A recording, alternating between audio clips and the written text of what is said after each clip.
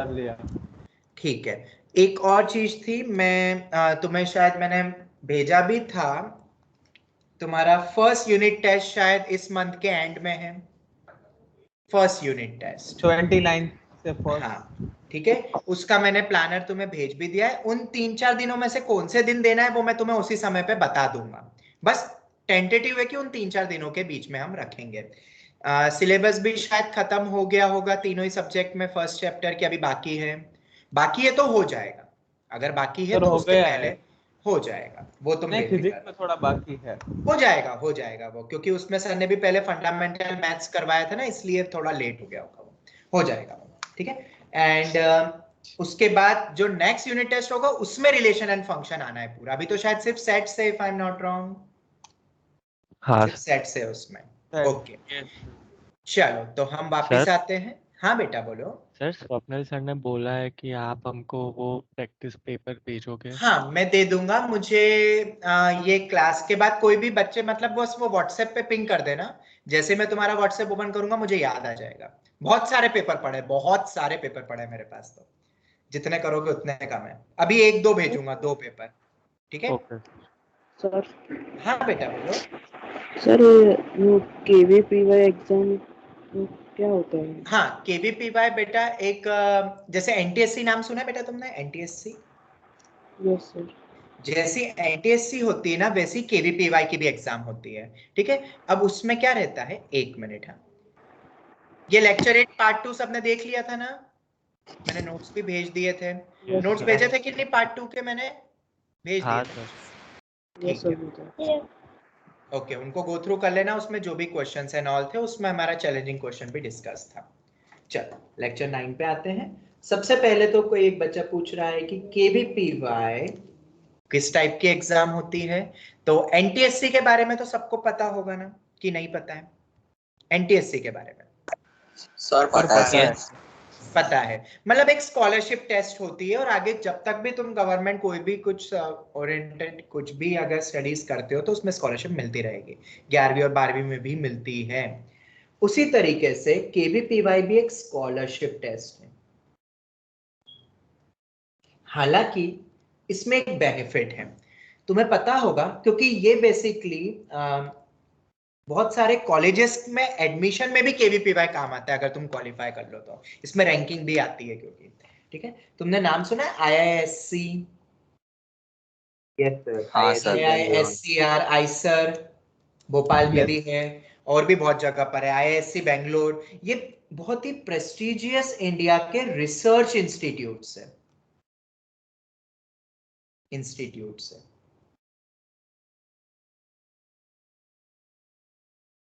ठीक है।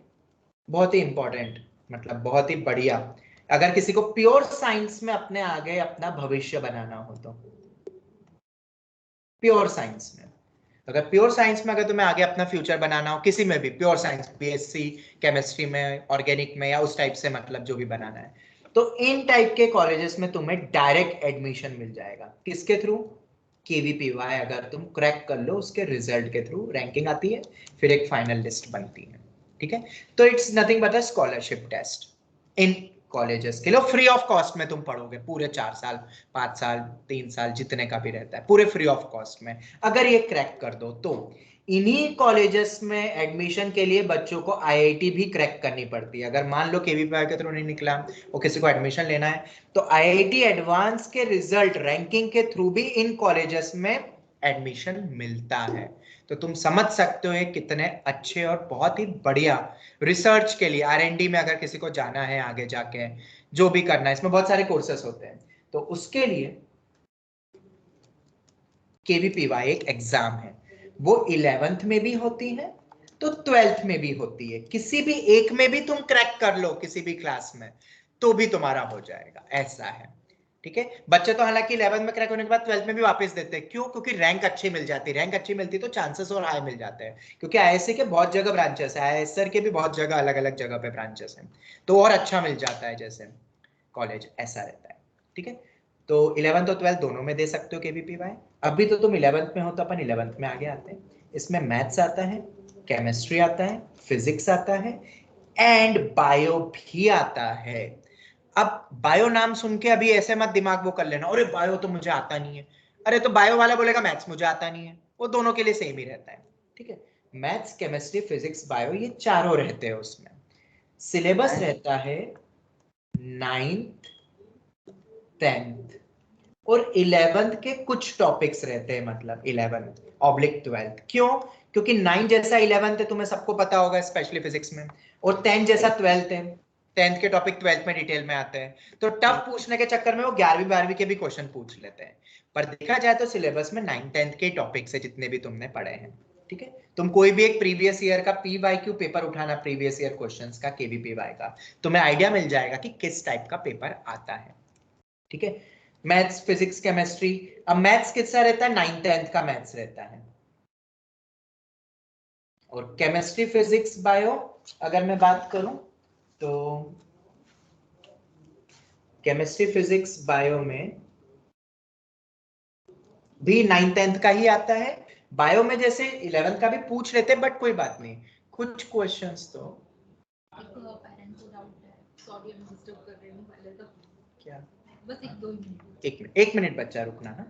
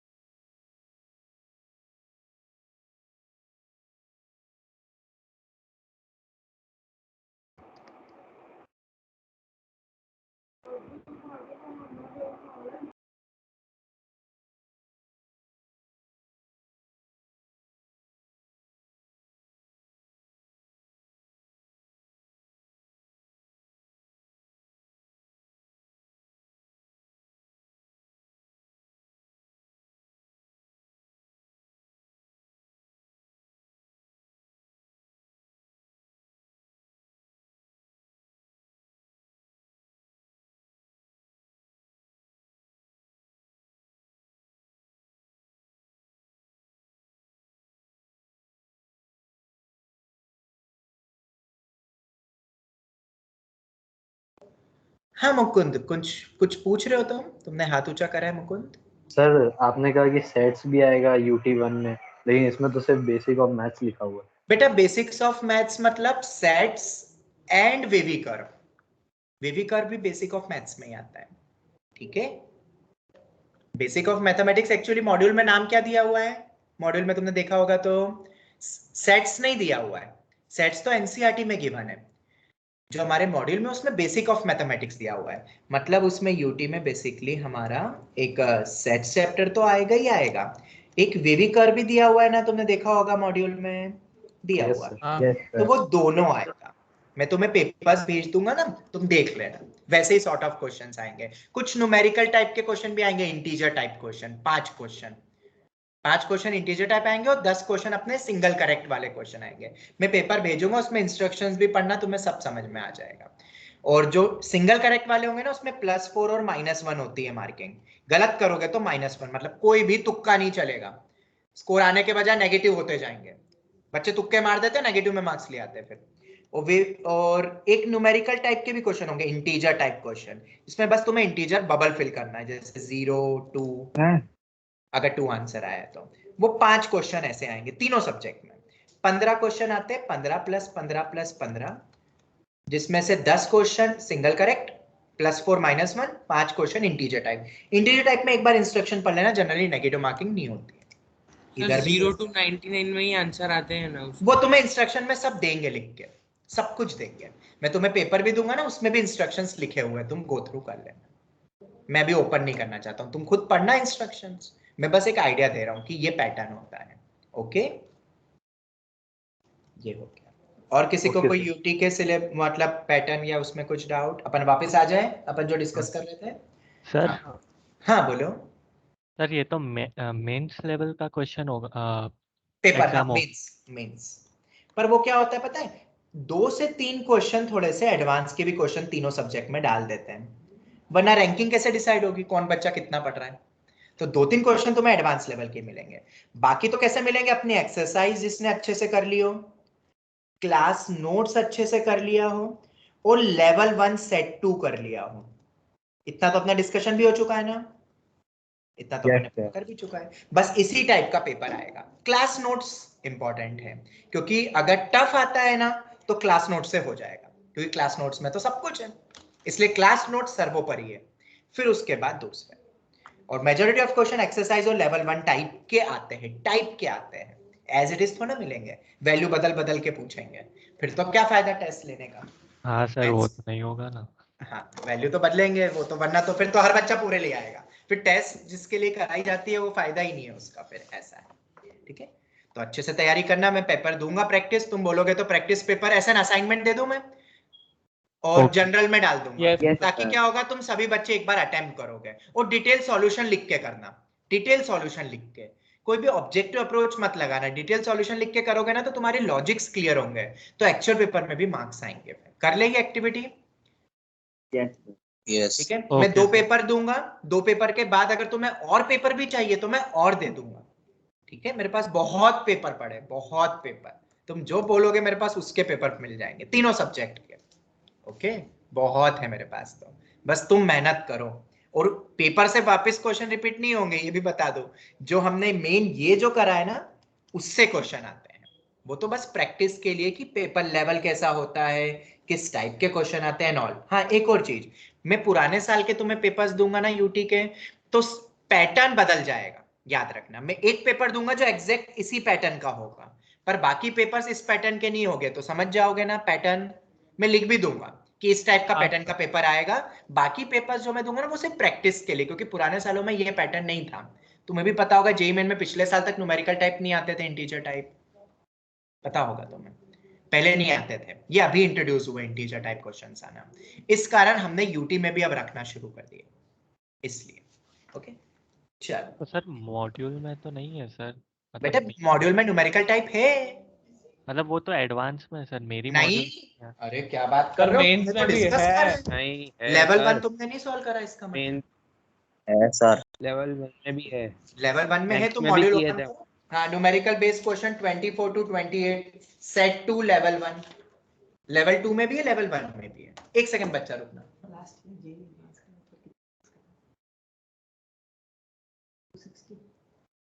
जे एडवांस का ना वो चिराग फेलर के मार्क्स देख लो ना, आउट ऑफ, ठीक, वो फोटो था तो उसमें टोटल लिखे तो 320 और कितने 520, देख लो इतना।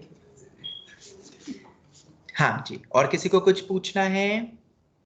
सर इसमें मैंने पढ़ा कि ये है ना केवीपीआई में 4 सब्जेक्ट होते हैं, उसमें से हम किसी 3 सब्जेक्ट को नहीं, वो बेटा 12वीं में होता है ऐसा, 11 में तो सभी करना है।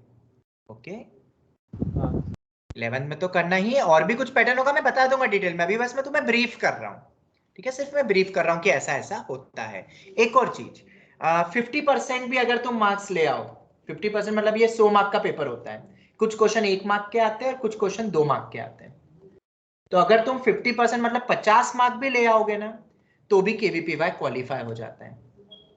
और सबसे अच्छी बात क्यों है, मैं क्यों बोलता हूं बच्चों को तुम्हें नहीं करना, बच्चे बोलते हैं सर मुझे प्योर साइंस करना ही नहीं है, मैं क्या करूंगा करके, मैं क्या करूंगा देके, फालतू क्यों टाइम वेस्ट करूं, ऐसे टाइम बहुत वेस्ट करते हो, पर एग्जाम की बात आती तो मैं क्यों टाइम वेस्ट करूं, ऐसा बोलते बच्चे।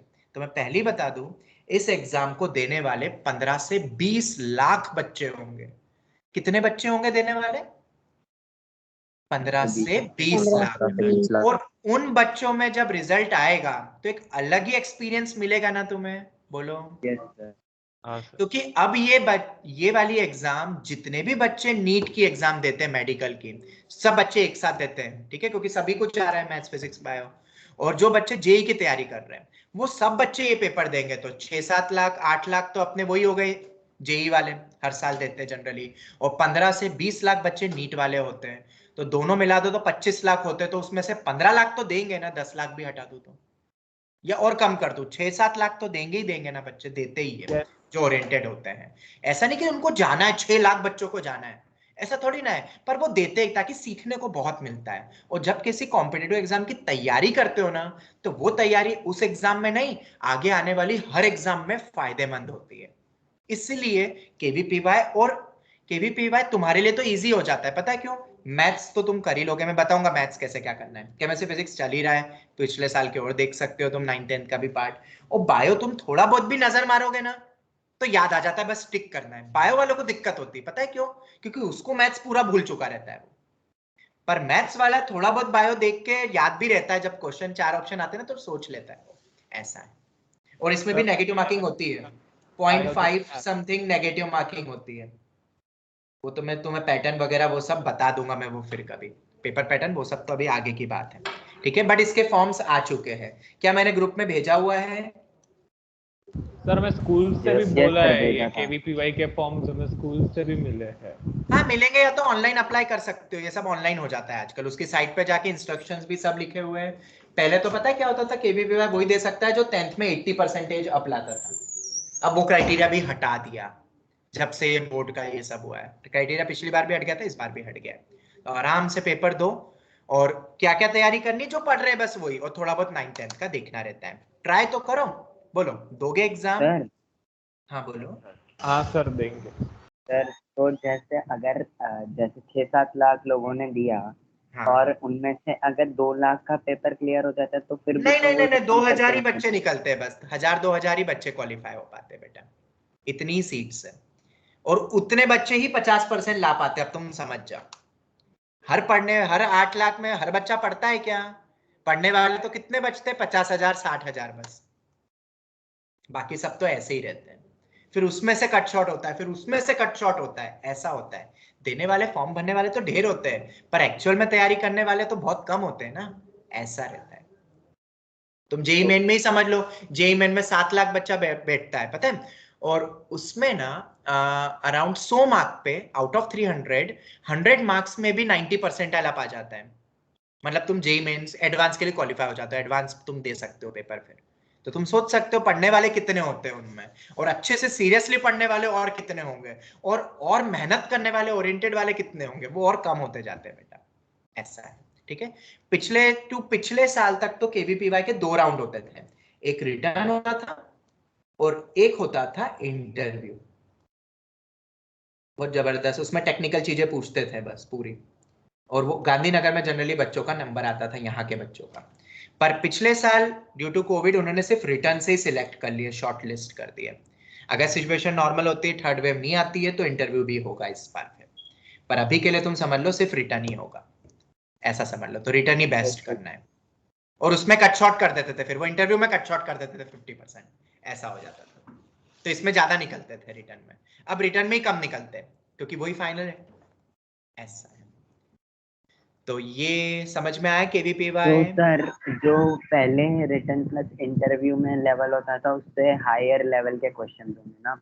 हाँ थोड़े से टफ होते हैं, बट फिर भी बच्चा कर लेता है, ऐसा नहीं है। जब तुम प्रीवियस ईयर के देखोगे ना तो बनेंगे, 20-30 मार्क ले आओगे, पर 20-30 से 50 लाना ना, वो 20-25 क्वेश्चन का ही खेल होता है जो एक्चुअल ओरिएंटेड होता है बच्चा, और निकलते हैं, ऐसा नहीं है। 11th से भी बच्चे निकलते हैं, 12th से भी निकलते हैं, और मेरे पढ़ाए हुए हर साल निकलते हैं बच्चे, हर साल, और एक अच्छी रैंक से। यहाँ तक कि रैंक भी बहुत बढ़िया आती है, वडोदरा की भी फर्स्ट रैंक आई थी, ऐसा भी हो चुका है एक बार तो केवीपीवाई में। तो मेहनत करोगे तो आएगा, ऐसा है। ओरिएंटेड रहो, मेहनत करो बस, स्टडी। इस समय मेरे ख्याल से किसी के पास और कोई तो जिम्मा होगा ही नहीं, बताओ और कोई है क्या टेंशन इस समय पे? मेरे ख्याल से तो कुछ भी नहीं है, बस पढ़ाई तो करनी है, तो बस पढ़ाई करो बस दिन भर, और क्या काम है तुम्हें ये 2 साल, और अपना करियर बनाओ, अपना फ्यूचर। उसके बाद ये तो हो गया खैर। और मैथ्स की रही ना बात, एक और आती है, एक अपनी ओलंपियाड्स की एग्जाम्स आती है, और ओलंपियाड के एग्जाम में एक आती है पीआरएमओ ऑब्लिक आरएमओ। ये 2 अलग अलग स्टेज होते थे। मैथ्स ओलंपियाड की मैं बात कर रहा हूं अभी फिलहाल, जिसमें पहले पीआरएमओ होता था, पहला स्टेज लेवल 1, लेवल 2 होता था रीजनल मैथ्स ओलंपियाड, ये प्री रीजनल होता था। तीसरा होता था आईएनएमओ, पूरे इंडिया के बच्चे फाइट करते थे, मतलब बैठते तो सभी है, पर ये गुजरात से बच्चे निकलते थे, फिर और कट शॉट होता था, फिर पूरे आईएनएमओ से निकलते थे, और फिर आखिरी आईएमओ होता था, इंटरनेशनल मैथ्स ओलंपियाड। ये जिसकी मैं बात कर रहा हूँ, ये गवर्नमेंट ऑर्गेनाइज करवाती है। एक और होता है जो एसओएफ करवाता है, मैथ्स ओलंपियाड, फिजिक्स ओलंपियाड, जिसका भी मैंने भेजा था शायद ग्रुप में तुम्हें, ठीक है। वो एसओएफ करवाता है, वो प्राइवेट है, वो तो स्कूल से फॉर्म फिल होते हैं, या इस बार तो कह रहे उन्होंने बोला है कि आप डायरेक्ट भी भर सकते हो, पर इसका इंपॉर्टेंस थोड़ा ज्यादा है। पूरे वर्ल्ड में जो रिनाउंड होते हैं चीजें, वो है ये वाले ओलंपियाड्स। मैथ्स के लिए अगर कोई जाना चाहता है, मैथ्स का किसी को चैंपियन बनना है, तो उसको ये एग्जाम क्रैक करनी पड़ेगी, क्योंकि आखिरी में अलग अलग कंट्रीज के टॉपर बच्चे, टॉप 5 बच्चे कॉम्पीट करते हैं, इसका जो फाइनल राउंड होता है। ठीक है, पेपर एकदम जबरदस्त होता है, तुम समझ लो वो भगवान ही है मैथ्स का, ऐसा समझ लो, जो निकाल लेता है। फिर सिल्वर मेडलिस्ट, गोल्ड मेडलिस्ट जो प्रेसिडेंट से मिलता है, पढ़ा होगा तुमने, सुना होगा, जैसे पिछली बार चिराग फेलर को भी मिला था, उसको एस्ट्रोनॉमी में मिला था ओलंपियाड में, मतलब सिल्वर, और ये गोल्ड मेडलिस्ट मिला था अपने प्रेसिडेंट के थ्रू। ठीक है, तो ये वो एग्जाम्स होती है जो गवर्नमेंट करवाती है, पूरे वर्ल्ड में नाम है, तुम कहीं भी चले जाओ, अगर तुमने इनमें से एक आध दो भी लेवल क्रैक करे ना, सर्टिफिकेट दिखा दो, बोलेगा वाह बहुत अच्छा है ये तो मैथ्स में, और उसको बाहर के किसी भी कॉलेज में एडमिशन में भी फायदा मिलता है। केवीपीवाई भी कुछ ऐसा ही है, एनटीएससी भी कुछ ऐसा ही है। ये एग्जाम्स कुछ ऐसी होती है जो पूरे वर्ल्ड में रिनाउंड है। आईआईटी हो गया, केवीपीवाई हो गया, एनटीएससी हो गया, ये तुम क्रैक करो, देखो लाइफ टाइम तुम्हें काम आएगा, ये इनकैश कर सकते हो तुम। ठीक है, पिछले साल अभी तो न्यूज भी आया ना कि आईआईएससी फर्स्ट में रिसर्च है। हाँ बिल्कुल है, वो तो है, और उसमें निकलना के लिए एक तरीका, या तो केवीपीवाई नहीं होगा तो फिर आईआईटी एडवांस क्रैक करो, वो भी रहता है। अब क्या हुआ, पिछले साल ना पीआरएमओ आरएमओ को मर्ज करके सिर्फ एक ही एग्जाम कर दी कोविड के कारण, और उसका नाम क्या रखा गया, IOQM। ठीक है, अब IOQM में मैथ्स का ही वही रहता है, इसमें सिलेबस क्या रहता है, तो इसमें 9th 10th का ही मैथ्स आता है, और 11th का कुछ कुछ पार्ट आता है, जैसे पीएनसी आता है, ट्रिगो आता है, ट्रिगो अपन कर भी लेंगे, फंक्शन चैप्टर आएगा, ये सब आते हैं IOQM में। ठीक है, अब इसमें क्या होता है, IOQM में ना 2 टाइप की लिस्ट निकलती है। एक IOQM से सीधे INMO लेवल तक जाने के लिए, ये 103 मार्क का जनरली रहता है पेपर, 103 मार्क, और पूरा पता है कैसा होता है, इंटीजर टाइप, 00 से लेकर 99 तक के बीच का आंसर होगा, तुम्हें बस बबल फिल करना है। 103 मार्क का पेपर होता है, 15 20 25 क्वेश्चन आते हैं, कुछ 1 मार्क के, 2 मार्क के, 3 मार्क के, 5 मार्क के, ऐसा आता है पेपर। ठीक है, अगर तुम्हें INMO लेवल तक जाना है, नेक्स्ट राउंड तक, इंडियन नेशनल मैथ्स ओलंपियाड तुम्हें पेपर देना है और फिर आगे बढ़ना है, बीच में कैंप भी होता है जो पूरे इंडिया के बेस्ट ऑफ बच्चे जाते हैं, फिर उससे सिलेक्ट होते हैं। उसके लिए तुम्हें फर्स्ट राउंड को अगर IOQM से क्रैक होना है तो 35 प्लस मार्क्स चाहिए आउट ऑफ 103। तो यू कैन एक्सपेक्ट कि पेपर का लेवल क्या होता होगा, क्यों, ऑब्वियसली टफ होता होगा। ठीक है, पर एक और रिजल्ट निकला था पिछली बार, सर्टिफिकेट, मतलब तुम ये समझ लो पीआरएमओ से जो निकला है उनको सर्टिफिकेट मिलता है, और जो आरएमओ से निकला वो ये वाला होता है मार्क्स। अब वो एक ही एग्जाम से उन्होंने 2 क्राइटेरिया निकाल लिए। सर्टिफिकेट, अगर तुम्हें सिर्फ सर्टिफिकेट चाहिए तो 15 प्लस मार्क्स पे भी मिल जाता है सर्टिफिकेट, तो बच्चों को बहुत मिला, पिछली बार 30 बच्चों को अपने सेंटर से मिला है सर्टिफिकेट, 25 से 30 बच्चों को। और सबसे ज्यादा बच्चे कौन निकलते हैं, 11वीं के, क्योंकि ये एग्जाम 8th का भी बच्चा देता है, 9th का भी देता है, 10th का भी देता है, 11th का भी देता है, 12th का भी देता है, पर सबसे ज्यादा वेटेज और सबसे ज्यादा बच्चे जो निकलते हैं वो 11th के निकलते हैं, क्योंकि वो टच में भी रहते हैं उस मैथ्स में, ऐसा है। तो इस बार अब तुम्हारी टर्न है, तो इसका से वो कब आएगा फॉर्म एंड ऑल, वो सब मैं तुम्हें इंटीमेट कर दूंगा, वो तो बस मैं बता रहा हूँ। और इसमें जो मैथ्स का सिलेबस है ना, वही मैथ्स का सिलेबस केवीपीवाई में भी है सेम, बस केवीपीवाई में आसान आता है maths compare to olympiad maths, उसके लेवल पे आसान रहता है केवीपीवाई का मैथ्स। तो अगर कोई IOQM की तैयारी कर रहा है तो उसका केवीपीवाई का मैथ्स तो ऑलरेडी हो गया है। ठीक है, और इन सबके लिए पता है सेम पेपर आता है, सबके लिए सेम पेपर आता है, ऐसा है। ठीक है, इसलिए टॉपिक वो कौन सी क्लास के रखते हैं, जनरली 9th 10th के टॉपिक रखते हैं, पर कुछ कुछ 11th के टॉपिक वो ऐड ऑन करते हैं, probability, PNC, sequence series and all, ये वाले भी करते हैं। ठीक है, तब इसकी तैयारी कैसे करें, ऑब्वियसली मैथ्स की तो मैं ही करवाऊंगा, मैथ्स का तो जिम्मा मेरा ही है, जो केवीपीवाई में भी काम आ जाएगा। तो I am planning to take the classes, online classes every Saturday, timing में तुम्हें बता दूंगा, अराउंड 2 आवर्स की होगी। उसमें क्या करवाऊंगा मैं, क्योंकि 9th 10th का तो मैथ्स तुम्हें आता ही है, मैं तुम्हें पहले से ही कुछ शीट दूंगा, असाइनमेंट दूंगा, जो असाइनमेंट मैं सैटरडे को डिस्कस करने वाला रहूंगा, विद सॉल्यूशन ही दे दूंगा, वो तुम्हें जब टाइम मिले तुम उसको सॉल्व करो, तुम्हें पेपर लेवल भी पता चलेगा, और फिर हमारी मुलाकात होगी सैटरडे को आराम से, हफ्ते में 1 दिन भी काफी है, क्योंकि अभी इसकी डेट नहीं आई है, तो अपन नवंबर दिसंबर में मान सकते हैं इसकी एग्जाम होगी। तो तब तक तो अपन हर हफ्ते अगर एक दिन भी पढ़ते और तुम्हें मैं शीट दे ही दूंगा, तुम आराम से एफर्ट लगाएंगे तो निकल सकता है कि नहीं, 15 मार्क तो ला ही सकते हो ना, बताओ मुझे। Yes sir. और चलो वो भी छोड़ दो, एग्जाम तो देखो सबको देना है, जिसने मैथ्स सब्जेक्ट लिया है ना वो सभी एक बार बैठे हैं, क्योंकि इसकी प्रिपरेशन से तुम्हें तुम्हारा जो मैथ्स का जो एल्जेब्रा पोर्शन होता है ना, एल्जेब्रा पोर्शन या जो बेसिक फंडामेंटल्स अपन जो पढ़ते हैं 9th 10th के, मैंने कितने पढ़ा है तुम्हें, एल्जेब्रा जो पोर्शन रहता है, ज्योमेट्री जो यूज होता है, लॉजिक, विजुअलाइजेशन एंड ऑल, वो सब इसकी प्रिपरेशन से फायदा मिल जाता है। भले ही ये 15 मार्क्स भी नहीं आए, पर प्रिपरेशन करने से हमारा जेई में बहुत फायदा मिलता है, क्योंकि तुम्हारे लॉजिक्स डेवलप हो जाते हैं, थिंकिंग डेवलप होती है जब हम ओलंपियाड की चीज पढ़ते हैं। तो इसीलिए ये इंपॉर्टेंट हो जाता है, नॉट जस्ट टू क्रैक और to this this this. Same with KVPY also, इनके पेपर जो आते हैं ना वो अलग रहते हैं, थिंकिंग टाइप के होते हैं, लॉजिकल होते हैं, जो तुम्हें जेई में काम आ जाएंगे, क्योंकि JEE it's all about thinking level, advance level, और उसको अगर बूस्ट अप करना है तो ये ओलंपियाड्स, ये स्कॉलरशिप टेस्ट, जैसे कि 10th लेवल पे जो एनटीएससी होती थी, एनटीएससी भी वैसी एक एग्जाम होती है। तो एग्जाम्स तो दो, और प्रिपरेशन की रही बात, तुम अपने लेवल पे पीवाईक्यू क्वेश्चंस उठाओ, प्रीवियस ईयर के नेट पे सब अवेलेबल है यार, तुम नेट पे बस डालोगे ना तुम्हें सब कुछ मिल जाएगा, सब कुछ मिल जाएगा। पर मैं अपने लेवल पे मैथ्स की शुरुआत करता हूँ, सैटरडे को रहेगी क्लास में, टाइमिंग एंड ऑल कब से होगा वो मैं सब तुम्हें बता दूंगा, असाइनमेंट एंड ऑल उसके लिए तुम्हें क्या बस अपडेट रहना है, किस पे, व्हाट्सएप पे, मैं तुम्हें सब दे दूंगा, तुम बेफिक्र रहो, मैं हूं ना, मैं सब करवा दूंगा, बस तुम्हें आइडिया रहे, पता रहे। पता है कई बार 11वीं में बच्चे आते हैं, बच्चों को पता ही नहीं होता एनटीएससी क्या होता है। 10th की पूरे इंडिया में सबसे बड़ी एग्जाम होती है वो स्कॉलरशिप टेस्ट, पूरे वर्ल्ड में नाम होता है। तुम में से भी कोई होगा बहुत कुछ बच्चे जिनको एनटीएससी के बारे में पता ही नहीं होगा, पता है किसी को ऐसा कोई नहीं बच्चा? सर, मैंने दी थी लास्ट ईयर। हाँ सर, मैंने भी दी थी एग्जाम, अभी नहीं आया रिजल्ट। चलो अच्छी बात अभी है, तक नहीं आया रिजल्ट, मैं भी वही बट मैं वही बोल रहा हूँ कि हाँ। बहुत बार तो क्या होता था जब ऑफलाइन रहती थी, बच्चे बोलते थे एनटीएससी ये कौन सी एग्जाम है। अभी तो खैर अवेयरनेस बढ़ गई है, क्योंकि स्कूल वाले भी बता देते हैं, वरना स्कूल वाले ही अपडेटेड नहीं रहते इन सब एग्जाम्स के बारे में, तो तुम्हें नहीं पता चलता है, तुम्हें नहीं पता तो तुम्हें आधी चीजें तो पता ही नहीं है कि बच्चे कितनी कॉम्पिटिशन के लिए लड़ रहे हैं। और यही बच्चे जो निकलते जाते हैं धीरे धीरे, ये आईआईटी के लिए तैयार होते जाते हैं धीरे धीरे, स्टेप बाय स्टेप, तो वो मैं सब करवाऊंगा। तो मेरे ख्याल से सैटरडे विल बी फाइन, क्योंकि उस दिन कोई क्लास नहीं होती है, या संडे वो तो कर लेंगे, क्योंकि अभी जो तुम पढ़ रहे हो ना केमिस्ट्री और फिजिक्स में, वो सिलेबस भी केवीपीवाई में आता ही है, तो वो तुम्हें सब काम ही आएगा। पर मैथ्स में एक्चुअली आईओक्यूएम अलग से मैथ्स ओलंपियाड रहता है ना उसका, इसलिए ऐसी फिजिक्स ओलंपियाड भी आता है। पर बाकी ओलंपियाड में प्रॉब्लम क्या, उसका सिलेबस पता है क्या है, 12 तक का सिलेबस होता है। तो फिजिक्स ओलंपियाड निकालना हो, आईओक्यूपी बोलते हैं उसको, क्वालिफाइंग फॉर फिजिक्स, और एक होता है आईओक्यूसी फॉर केमिस्ट्री।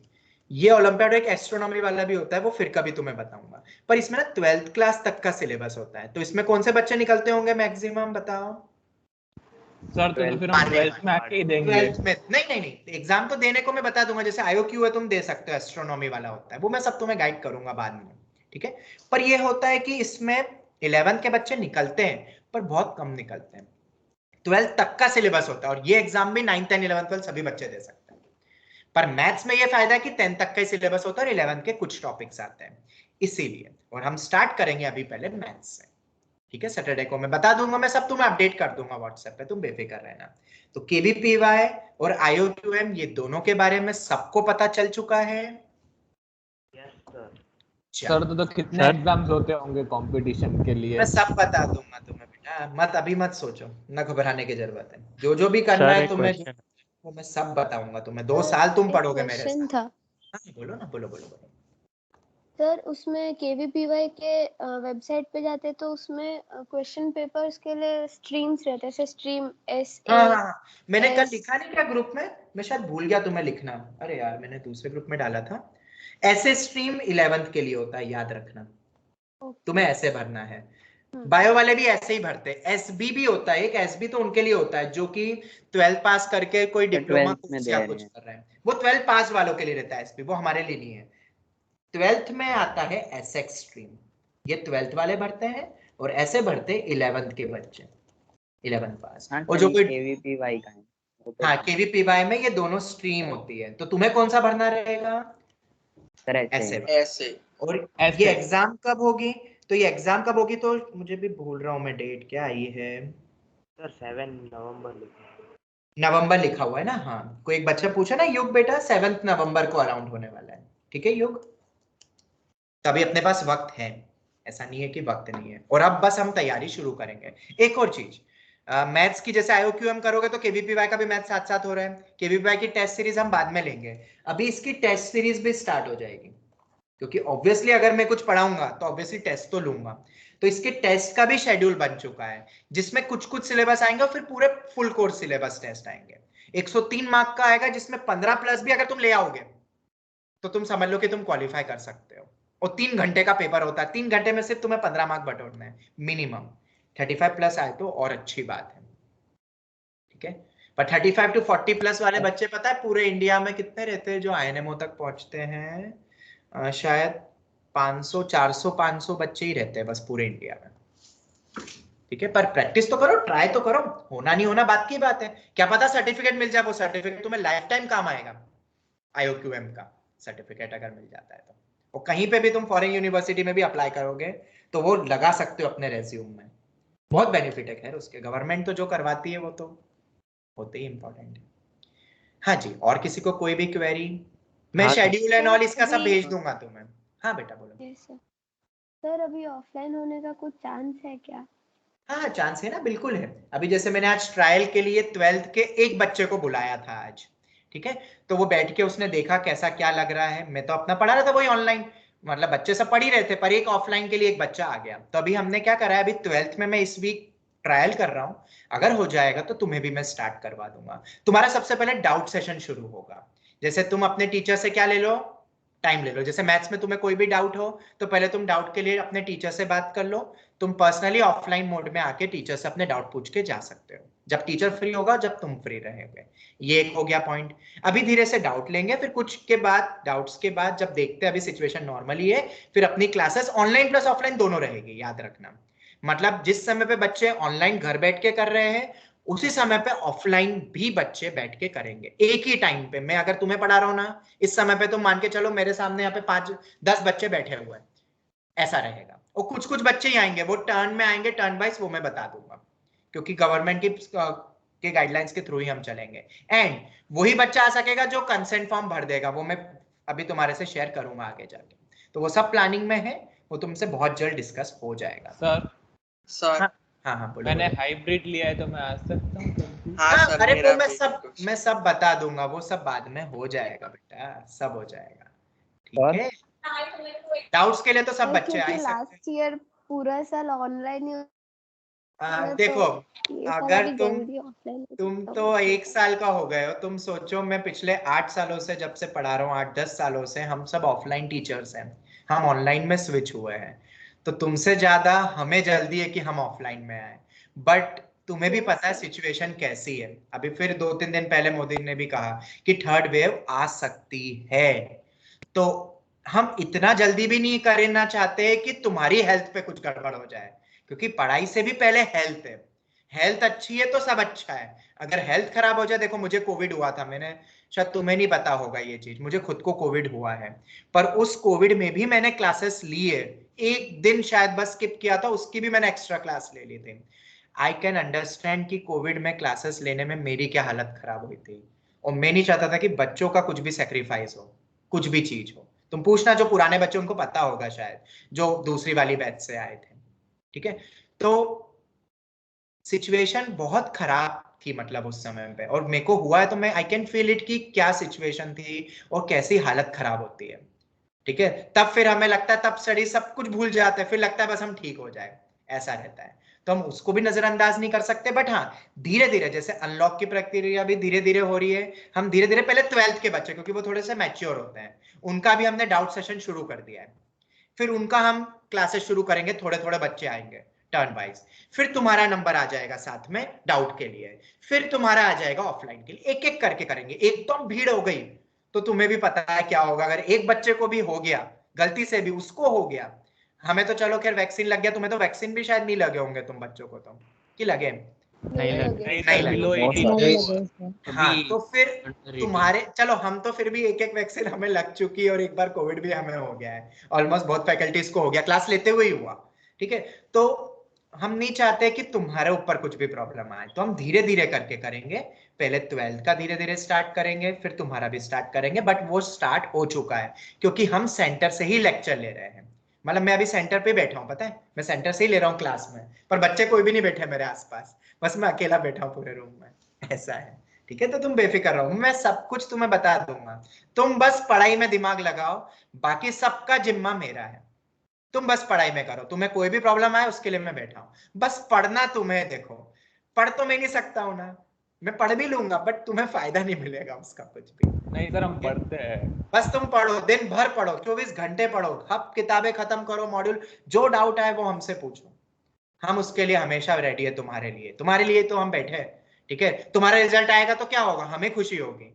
मैं थोड़ी ना आपको आईआईटी का पेपर देने जाने वाला हूँ, तुम अगर क्रैक करोगे केवीपीवाई तो मुझे खुशी होगी एज अ टीचर। अगर हर बच्चा क्वालिफाई कर जाए तो टीचर से ज्यादा खुशी किसी को भी नहीं होती, एक टीचर और एक पेरेंट। बाकी सब तो बस दिखाते हैं, बाकी सब लोगों का ऐसा है, पर एक टीचर और पेरेंट कभी भी गलत नहीं करना चाहता है बच्चों का, ये याद रखना। वो क्यों चाहेगा कि उसके बच्चे मतलब खराब करे performance, no one, not a single teacher और पेरेंट नीड वांट्स इट। ठीक है, तो वो सब हम करेंगे, बट ये है कि मान लो अगर वर्स्ट सिनेरियो में मान लेते हैं अपन की थर्ड वेव आ जाती है, अभी तो हमने खोला है, अभी हम यहाँ सेंटर पे बैठे, क्या पता सब कुछ बंद करने का आ जाए, तो ऐसा नहीं कि हम ऑफलाइन का वेट करते करते हम पढ़ाई बंद कर दें। ऑनलाइन भी है तो हमें उतनी ही स्ट्रेटेजी, उतनी ही मेहनत करनी है जितनी ऑफलाइन करते समय हमें करनी होती है। ठीक है, पढ़ाई मत बंद कर देना अपनी, क्योंकि अगर पढ़ाई बंद कर दी ना इस उम्मीद से कि ऑफलाइन खुलेगा तब करेंगे, तो गया घंटा डाल हो गया फिर तो, क्योंकि टाइम वापस नहीं आ सकता है, सब कुछ वापस आ सकता है, सब कुछ। क्या वक्त वापस आ सकता है लाइफ में जो चला गया? नहीं, कुछ भी कर लो वो वापस नहीं आएगा। तो वो टाइम वेस्ट मत करो जो अभी मिल रहा है, जो वक्त मिल रहा है, जो फ्री टाइम मिल रहा है तुम्हारा। क्यों मैं 6:30 के बाद गैप कर देता हूँ, 6:30 तक की क्लास होती है, ताकि उसके बाद तुम्हारे पास रात का, तुम देखते हो कितना वक्त है तुम्हारे पास आफ्टर 6:30, 7 o'clock से भी तुम बैठते हो, तो 8, 9, 10, 11 मतलब आराम से 4-5 घंटे हर दिन है तुम्हारे पास, क्योंकि रात को तो तुम्हारी कोई कोचिंग या क्लास नहीं होती होगी, आई जस्ट होप सो, ना स्कूल होता होगा। तो 7 बजे से भी बैठते हो तो 7 से 8, 8 से 9, 9 से 10, 10 से 11, 4 से 5 घंटे हर दिन मिल रहे हैं, अगर रोज स्कूल और कोचिंग भी हो तो भी। तो उस टाइम को यूटिलाइज करो, सेल्फ स्टडी के लिए बहुत कुछ है तुम्हारे पास, यहां तक कि पुरानी चीजों को रिवीजन भी करोगे तो भी बहुत टाइम चल जाएगा, उन पे फोकस करो। बाकी तो हम है ना, हम सब करेंगे धीरे धीरे। और मैं तो वही सही, आज थोड़ी ना कोई अभी के लिए तुम्हारे साथ हो, 2 साल नहीं, बच्चे तो अभी भी कॉलेज में जाके मुझे याद करते हैं। अभी एक थोड़ी देर पहले एक बच्चे का कॉल आया अर्नव करके, वो शायद निर्मा या किस उसमें है, कॉलेज में गया, उसका मैसेज आया कि सर आप सेंटर पर हो क्या, मुझे मिलने आना है। तो वो तुम बेफिक्र रहो, अपनी बॉन्डिंग आज 1 दिन या 2 दिन के लिए नहीं हो रही है, ये लाइफ टाइम के लिए हो रही है। ठीक है, तो टेंशन मत लो, सब अच्छा ही होगा। बस ये है कि तुम अपनी स्टडी मत रोको एंड टाइम वेस्ट मत करो। तुम्हारे दिन भर के 24 घंटे में तुम कितना टाइम अभी भी वेस्ट करते हो ना, तुम देखो एक बार, जिसका कुछ भी प्रोडक्टिव रिजल्ट नहीं निकलेगा, कुछ भी प्रोडक्टिव रिजल्ट नहीं निकलेगा। ठीक है, बस थोड़ी देर के लिए इंजॉयमेंट जरूर लगता है और उसके नेक्स्ट पल में सब नॉर्मल हो जाता है। तो ऐसी छोटी मोटी खुशी का क्या फायदा, लंबी लाइफ का एक कुछ अचीवमेंट करो ना जो लाइफ टाइम काम आए, और उसके लिए studies, and it is the best way and best path to achieve anything in this world. Studies ही एक ऐसी चीज है, सही डायरेक्शन की बात कर रहा हूँ, गलत वे में तो बहुत लोग ऊपर चले जाते हैं फिर गिरते भी है नीचे, वो कंफर्म है, तुम्हें पता है, बहुत एग्जांपल्स तुमने देखे होंगे।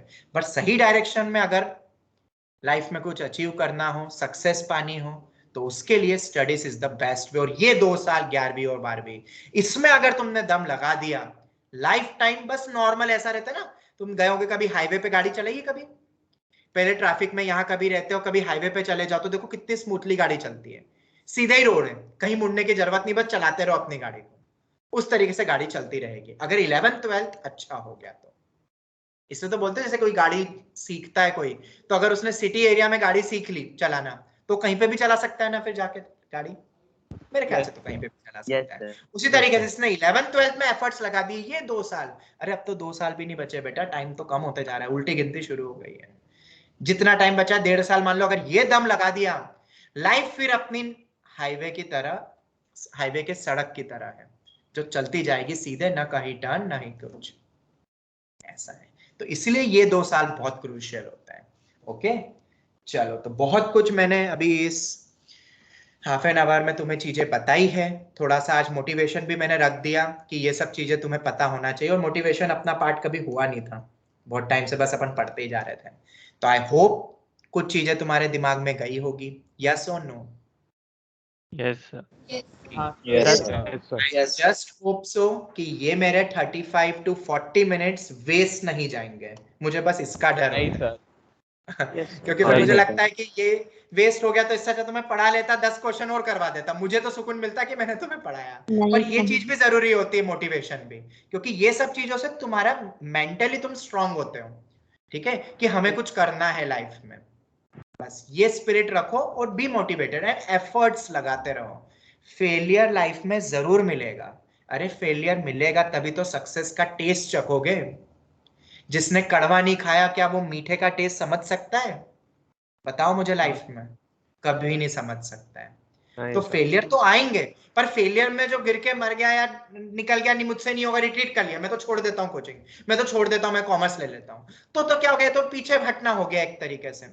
अरे हे चैलेंजेस तो उसको फेस करो, लाइफ में यही चैलेंजेस तुम्हें स्ट्रॉन्ग बनाएंगे बेटा। आगे जाके तुम कॉलेज लोगे, राइट, कॉलेज जब लोगे वहां तुम्हें अलग कैसे हो सकता है, यहाँ पे कॉलेज नहीं मिले तुम्हें, गुजरात में बड़ौदा में कहीं और जाओगे, वहां अकेले कैसे रहोगे फिर? जब तुम इतनी सी छोटी छोटी चीजों में, जब पेरेंट्स टीचर्स सब है साथ में, वहां अकेले पूरी लाइफ को डील करना है, और रुक जाओ 6 साल 7 साल, फिर तो अकेले इस पूरी दुनिया को डील करना है, तुम्हें फेस करना है। उन टाइम के लिए भी तुम तैयार हो रहे हो। 11th-12th की स्टडी सिर्फ पीसीएम पढ़ के आईआईटी क्रैक करना नहीं है। मैं बच्चों को ये कहता हूं, ये 2 साल में मैं तुम्हें इतना तैयार कर दूंगा कि तुम कहीं पे भी, तुम्हें अकेला भी छोड़ देंगे ना कहीं पे, तुम पैसे कमा लोगे सही वे में, और तुम कभी भी हार नहीं मानोगे। ये 2 साल तुम्हें इतना मजबूत करते। बच्चे बोलते हैं मुझे, इनको नहीं मिलता आईआईटी, कोई बात नहीं, जैसा अभी मैंने जैसे बताया, जो बच्चा निरमा में गया उसने एडवांस भी क्वालिफाई करा है, पर अच्छी रैंक नहीं आई थी तो उसको निरमा का कंप्यूटर साइंस मिल गया था, ठीक है। वो आज भी बोलता है कि सर आपने जितनी प्रिपरेशन करवा दी है ना, जितना आपने पढ़ाया, जितना आपने सीख दी, नॉलेज दिया, सही डायरेक्शन बताया, अब तो मुझे लगता है कॉलेज लाइफ में आधों को तो कुछ पता ही नहीं है, बस ऐसे ही उठ के आ गए। पर हम फ्लक्चुएट नहीं होंगे, क्योंकि we know our path and we know how to study and we know how to face this, अपना आमने सामने का जो अपना एटमॉस्फेयर है, और सिचुएशन को कैसे हैंडल करना, ये सब तुम सीख जाओगे। टेस्ट और स्टडीज तो सिर्फ एक तरीका है, एक डायरेक्शन है जिससे तुम तैयार हो गए अभी 2 साल में। और it's not just the 1 day 2 day 10 day की प्रिपरेशन। बच्चे 1 महीने में हार मान लेते मुझसे नहीं होगा, अरे 2 साल की प्रिपरेशन है। पूरा 11वीं खत्म होता, जब 12वीं में जाता है ना बच्चा, तब तो समझ पाता है वो बहुत बार बच्चे कि होती क्या है स्टडी, पढ़ते कैसे हैं। 1 साल निकल जाता है बच्चों को, पर धीरे धीरे करते करते वो हो जाता है तैयार कि हाँ अब मैं तैयार हूँ। 11वीं का सिलेबस पूरे 10th क्लास तक के सिलेबस को मिला दो, तब जाके सिर्फ एक 11वीं का सिलेबस बनता है पीसीएम का। पर इसका मतलब ये थोड़ी ना कि मुझसे नहीं होगा, अपन कोई इजी पाथ ले लेते हैं। जिस फील्ड में जाओगे वहां पे भी स्ट्रगल है। ऐसी कोई भी फील्ड मुझे बता दो इस समय पे जहां पे स्ट्रगल नहीं मिलेगा तुम्हें, कंपटीशन नहीं मिलेगी, मुझे बता दो कोई ऐसी कोई फील्ड है, बताओ मुझे आज कोई है, कोई ऐसी field? Actually no sir. No sir. तुम कहीं भी चले जाओ, तुम किसी भी फील्ड में चले जाओ, तुम्हें लगता है बाहर से कि हाँ ये वाला बहुत बढ़िया, अपन ये ले लेते हैं। जब उस फील्ड में घुसते हो ना, तब सिचुएशन पता चलती है हकीकत क्या है। क्रिकेट बहुत अच्छा लगता है, मैं भी छक्के मार सकता हूँ, एक बार क्लब ज्वाइन करो, सुबह उठ के जब वो ग्राउंड के 10 राउंड लगाएंगे ना, भाग के आ जाओगे, मुझसे नहीं होगा, पहले ही दिन भाग के आ जाओगे। फिटनेस ही पास नहीं होगी, तुम खेल ही नहीं पाओगे, बैट हाथ नहीं लगा पाओगे। बस दूर से बहुत अच्छा लगता है, पढ़ाई सबको डिफिकल्ट लगती है खुद की, पर वही सबसे इजीएस्ट वे है, बैठ के भी सब हो जाता है, ठीक है।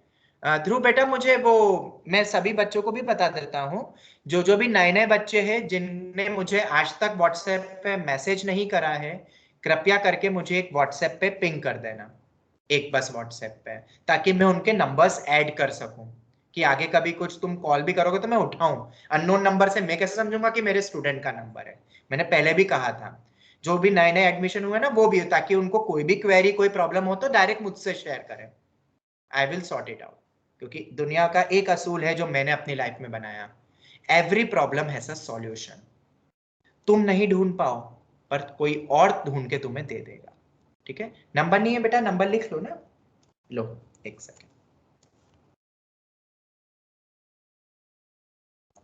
97277 43477।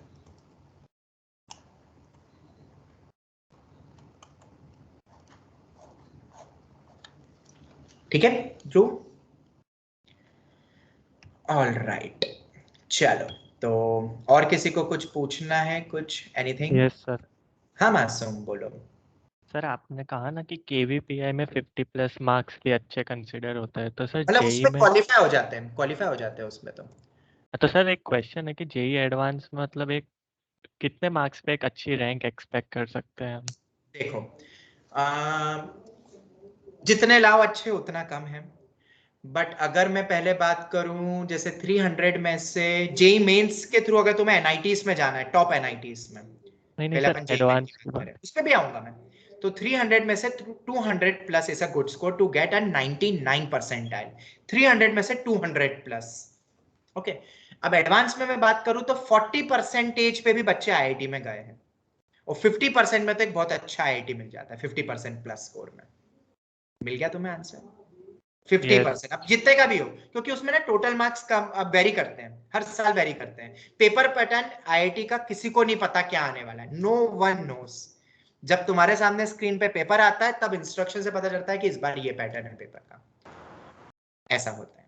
अभी तुम जब दोगे ना एडवांस के पेपर, तुम्हारे साथ भी ये रहेगा, अलग अलग पैटर्न बदलेंगे, ठीक है? और 2 पेपर होते हैं 3-3 घंटे के, 6 घंटे का पेपर होता है, होंगे तुम्हारे भी धीरे धीरे। उसमें जब तुम्हें मार्क्स आएंगे ना सिंगल डिजिट मार्क्स, जो आईआईटी में भी पढ़ रहे हैं वो आप पता है, हमारे एआईटीएस और उसमें 6 घंटे के पेपर में सिंगल डिजिट के मार्क्स लाते थे स्टार्टिंग में, धीरे धीरे करते करते करते करते 35-40%, 45% तक वो पहुंचे, परसेंटेज तक पहुंचे। ठीक है?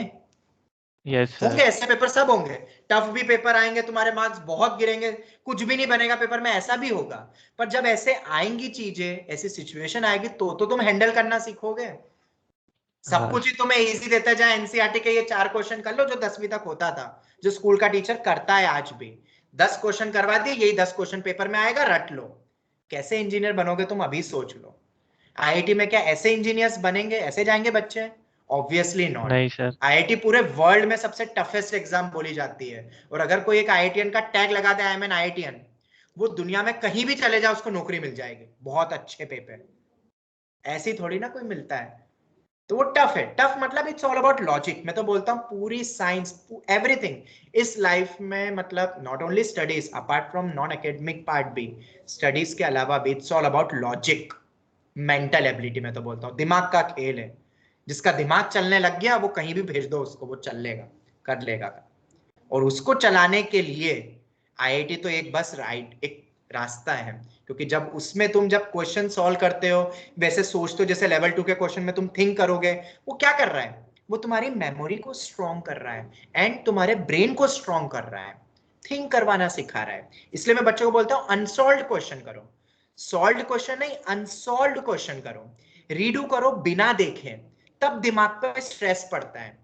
जब तक तुम्हें चीजें आसानी से मिलती रहेगी, सॉल्यूशन मिलते रहेंगे और तुम सॉल्यूशन की हेल्प लेते रहोगे, तब तक प्रोग्रेस उतने एक्सपोनेंशियली नहीं बढ़ती है जितना तुम बिना देखे कोई भी चीज करो। तुम खुद ही देखना, तुम में एक अलग कॉन्फिडेंस आ जाएगा। तुम पेपर देने से पहले तैयार होगे, पेपर मुझे एक दिन पहले दे दो, आई एम रेडी। वो कब होगा? जब तुम अनसॉल्व क्वेश्चन ज्यादा करोगे, जब तुम ज्यादा से ज्यादा क्वेश्चन प्रैक्टिस करोगे, सॉल्यूशन की हेल्प नहीं लोगे। तुमने क्लास के नोट्स भी बिना देखे, तुम्हें सब आता है उसमें, देखने की जरूरत नहीं, देखने की भी जरूरत नहीं है। पूरे पहले लेक्चर से लेके आज तक के 15, 20, 25, 30 लेक्चर तुम्हें सब दिमाग में आते हैं, तो सामने कोई भी क्वेश्चन आएगा तुम्हें आज पेपर दे दोगे तुम। ऐसा तैयार बनना है तुम्हें। तो आईआईटी तो धीरे धीरे पहुंचते जाओगे, क्रैक होती जाएगी, पर पाथ यही है, कोई other way there is not a single other way. तुम्हें भी पता होगा कि मेडिकल में तो डॉक्टर तो पेमेंट पे भी बन जाते हैं, डू यू नो? 1 करोड़ दो, प्राइवेट कॉलेज में मिल जाएगा। पर एकमात्र एक ऐसी एग्जाम है, ऐसी एक कैट भी है, वो एमबीए के लिए जो होती है, आईआईएम वगैरह के लिए बेस्ट जो रहता है पूरे इंडिया में, वैसे ही इंजीनियरिंग के लिए है अपना आईआईटी और जेईई मेन। ये ऐसे है कि यहाँ तुम पैसे देके भी आईआईटीएन नहीं बन सकते हो, इसलिए उसकी वैल्यू है, वक्त है उसकी बहुत। एक आईआईटीएन की, आईआईटीएन है वाह, मतलब कुछ पूछता ही नहीं सामने वाला। जब तुम कभी इंटरव्यू में आगे जाके जाओगे आईआईटीएन हो, तुम्हें सब आता है, तुम्हें क्या करना, तुम आ जाओ, तुम बस आ जाओ हमारे पास, ऐसा होता है प्लेसमेंट के वक्त जब आईआईटी में जाते हैं। तो आईआईटी नहीं भी मिले तो एनआईटीज हो गए, एनआईटीज भी नहीं मिले तो गवर्नमेंट के जो अच्छे अच्छे कॉलेजेस हैं जिनका नाम है उसमें हो जाए तो भी अच्छा है। पर जब बड़े टारगेट की तरफ दौड़ते हो तो वो नहीं मिलता है तो छोटे मोटे टारगेट्स तो अचीव हो जाते हैं ना बीच में जो आते हैं। हाँ सर। हो जाते हैं। तो टारगेट हमेशा बेस्ट रखो और उस बेस्ट के लिए ना स्ट्रेटेजी बनाओ, मेहनत भी करो। क्योंकि क्या करता है बच्चा अपने आप को पहले ही छोटा कर लेता है कि मुझे तो सिर्फ बोर्ड में पास होना है बस। तो क्या मेहनत करेगा? नहीं करेगा। और अगर मेहनत नहीं करेगा तो वो टारगेट भी कई बार अचीव नहीं हो पाता है क्योंकि वो मेहनत करना भूल जाता है। जितने भी बच्चे एनआईटीज वगैरह में जाते हैं, अच्छे कॉलेज में जाते हैं ना, वो आईआईटी सब क्वालिफाइड होते हैं, क्रैक करे हुए होते हैं, बस एडमिशन नहीं लेते रैंक के कारण। ऐसा होता है। 99 परसेंटाइल जेई मेन में वही लाता है जो आईआईटी की तैयारी कर रहा है। ये पिछले जब से चल रहा है ये पार्ट मैंने देखा है। वो जेई में भी परफॉर्म कर पाते हैं मेंस में वही बच्चे, क्योंकि उन्होंने उस लेवल का पढ़ लिया तो मेंस लेवल उनको बहुत इजी लगने लग जाता है फिर। ऐसा इसलिए तो मैं तुम्हें मॉड्यूल के बाहर का बहुत पढ़ाता हूं, क्योंकि जब मॉड्यूल के बाहर का तुम पढ़ोगे तो तुम्हें मॉड्यूल आसान लगेगी। ऐसा है। ओके सर आपकी कितनी रैंक थी सर? एग्जैक्ट तो मुझे याद नहीं है, तब ये नहीं चलता था। तब आईआईटी का पेपर अलग होता था और एआई ट्रिपल ही चलती थी, और दूसरी एग्जाम भी होती थी, मतलब स्टेट की भी एग्जाम होती थी। तो जो आईआईटी में जो मेरी रैंक आई थी, पीछे आई थी क्योंकि मैं तीनों सब्जेक्ट उतना नहीं पढ़ता था बिना कोई कोचिंग के, तो मेरी रैंक आई थी कुछ 8-8,500 आई थी। पर उस समय इतने कॉलेजेस नहीं थे तो हाँ। नहीं मिला था कोई भी, और ना कोई ब्रांच मिली थी। पर बिना पढ़े नहीं, सॉरी, बिना कोई कोचिंग करे उस समय मैं तब भी सेटिस्फाइड था, मेरे घर वाले भी सेटिस्फाइड थे सर कि ठीक है कोचिंग के बिना 8000 तो अच्छा ही है ना सर? हाँ। अब वैसे ही मैंने वही देखा, मतलब मैं कोचिंग मैंने करी भी, पर मुझे समझ नहीं आता था। मतलब मैं अलग वे में, मैं थिंकिंग प्रोसेस मेरी कुछ ज्यादा चलती थी। जैसे मैंने एनटीएससी ऐसे ही पढ़ के निकाल ली थी, बिना पढ़े एनटीएससी निकाल ली थी मैंने, ठीक है। उसमें भी क्या था, उसमें भी ये था लॉजिक्स चाहिए थे। मैं लाइफ से स्टार्टिंग से मुझे लॉजिक्स ज्यादा पसंद थे, हर चीज पे लॉजिक। ऐसा क्यों होता है और लॉजिक क्या है? जब तुम भी बच्चे ना लॉजिक्स पे फोकस करोगे ना तो तुम्हें चीजें आसान लगेगी, फिर तुम्हें रटना नहीं पड़ेगा, बस लॉजिक्स को दिमाग में फिट कर लो। और नहीं होते कई बार भूलने लगते हैं तो लॉजिक्स का ही रिवीजन करो। मैं तुम्हें कई बार बच्चों को भी बोलता हूं, इन 2 साल में तुम जो भी पढ़ते हो ना क्लास में, एक डायरी बनाओ जिसमें सिर्फ लॉजिक लिखो, सिर्फ लॉजिक। और चाहो तो उसके रेफरेंस में क्वेश्चन लिख लो, वो कि इस टाइप के क्वेश्चन में ये लॉजिक लगता है। बस वो लॉजिक दिमाग में रहेगा। जैसे अपन ने, क्यों मैं रेंज को कितने डिफरेंट वे में तुम्हें पढ़ा रहा हूं, 8 टाइप से मैं तुम्हें रेंज पढ़ा रहा हूं, 8 टाइप को रखते हुए 8 टाइप्स करके। क्यों? कहीं किताबों में तुम्हें नहीं मिलेगा, क्योंकि वो जो 8 लॉजिक है, अगर तुम उसको ऐसा लॉजिक ही याद रख लोगे तो तुम्हें रेंज फिर आसान लगेगा। ऐसा होता है। ओके, तो मेरे ख्याल से आज के लिए इतना, अभी के लिए ये काफी है। थोड़ा बहुत आप पढ़ भी ले। यस चलो, होता है बीच बीच में ऐसे सेशन भी होने चाहिए। पर मैं फिर से वही बोलूंगा, ऐसा नहीं हो कि ये सेशन वेस्ट जाए, आज का मोटिवेशन सेशन। नहीं सर, वेस्ट नहीं जाएगा, बेस्ट चलेगा। चलो, कौन सा टाइप अपन देख रहे थे? एएमजीएम वाला टाइप नेम क्या था उसका? 7 था ना? 8 तो अपन ने कैलकुलस देख चुका था। Arithmetic mean greater than equal to geometric mean अपन ये देख रहे थे। इस पे कुछ क्वेश्चन और करते हैं।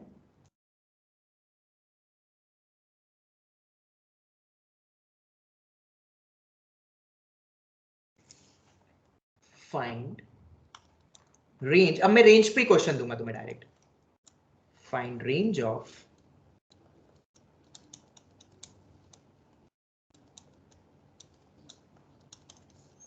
दिस एक्सप्रेशन, इस एक्सप्रेशन की तुम्हें रेंज निकालनी है, ठीक है।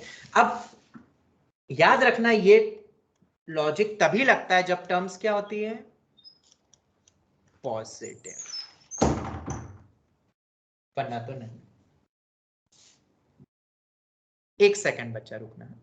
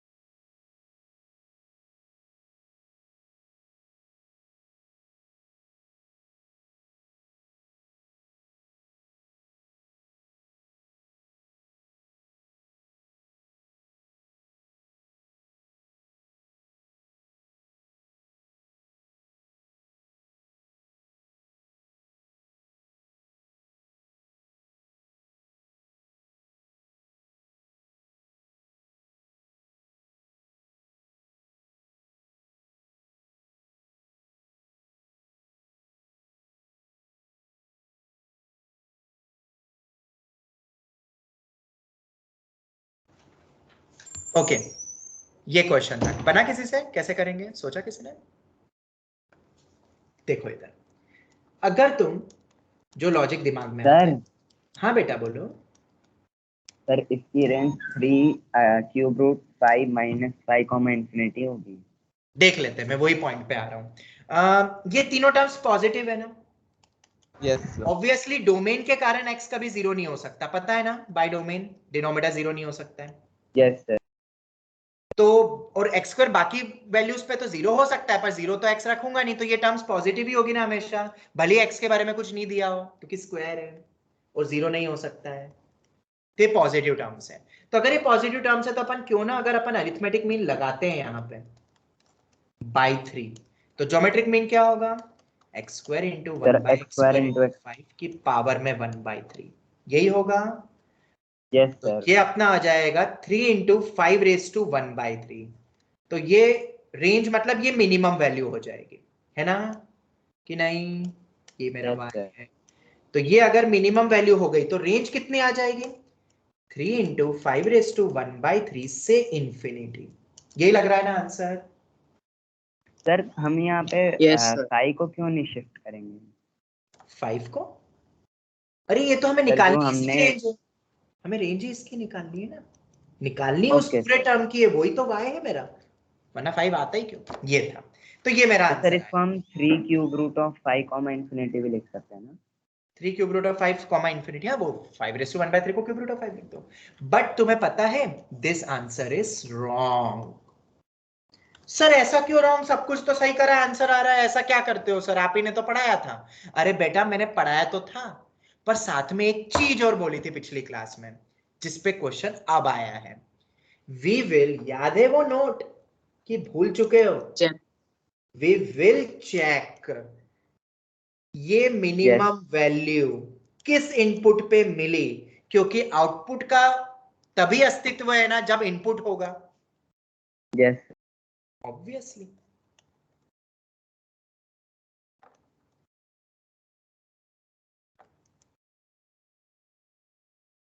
किस इनपुट पे मुझे मिलेगी वैल्यू, किस इनपुट पे मिलेगी?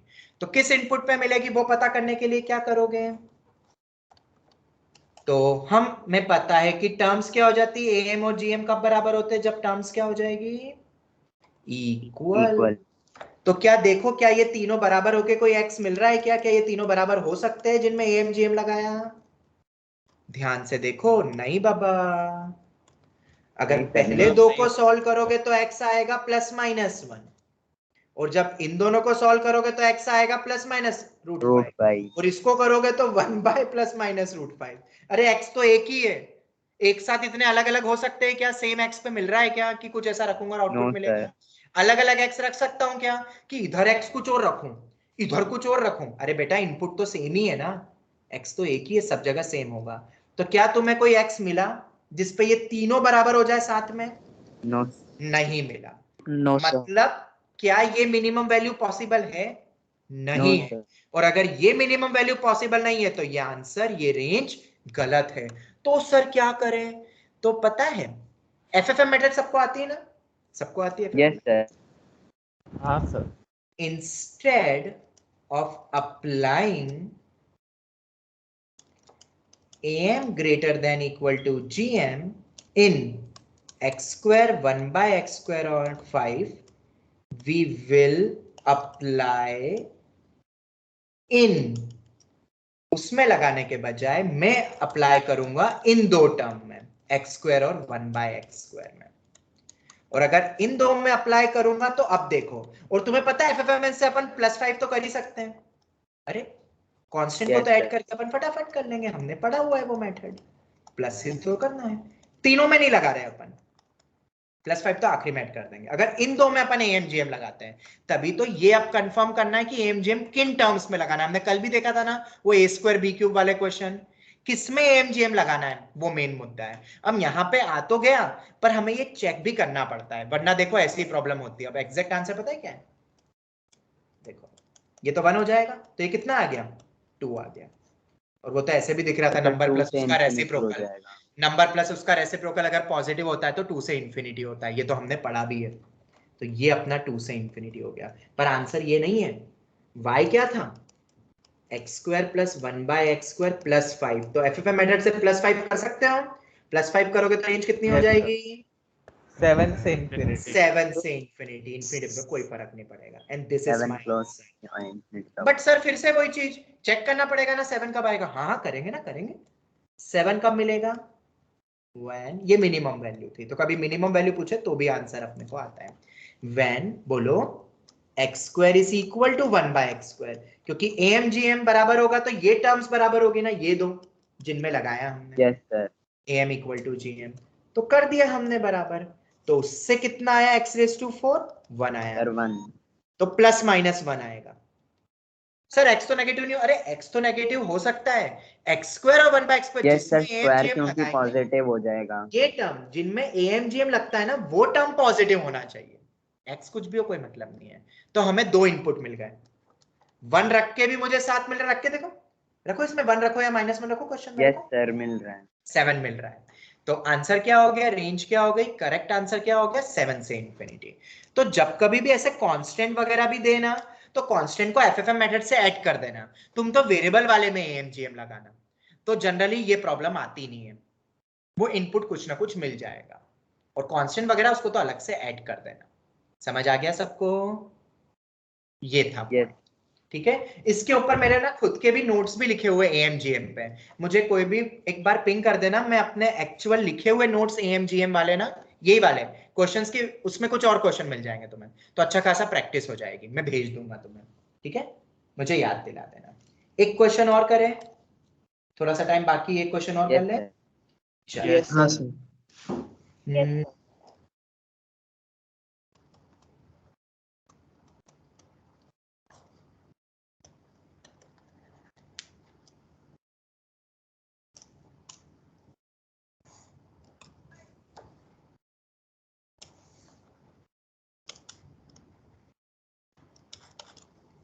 रेंज निकालनी है।